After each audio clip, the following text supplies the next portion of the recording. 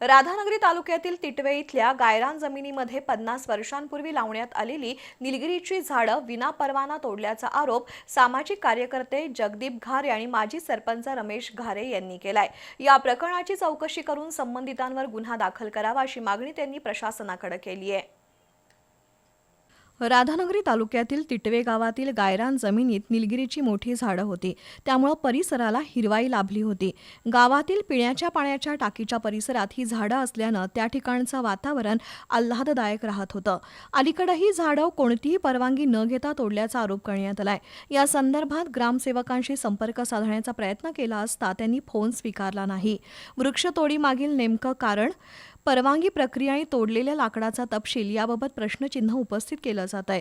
पर्यावरण संतुलनासाठी वृक्ष लागवड आणि संवर्धनाचा जागर सुरू आहे।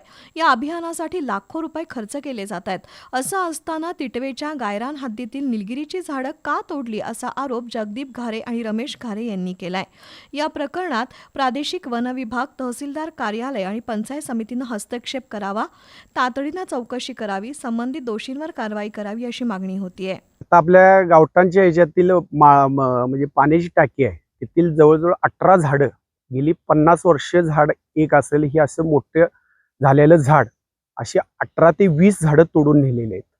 आणि ग्रामसेवकांना आज शनिवार रविवार असताना सुद्धा आम्ही फोन त्यांना इथला तोडलेल्याचा व्हिडिओ हे सगळं पाठवलेलं असताना त्यांनी कुठलाही फोन उचललेला नाही किंवा आपल्याला काही रिप्लाय दिला नाही। त्यानंतर त्यांचे क्लार्क म्हणून असतात गावात स्थानिक इथले, त्यांना पण सूचना केलेल्या आहेत, त्यांनी सुद्धा इकडे बघितलेलं नाही।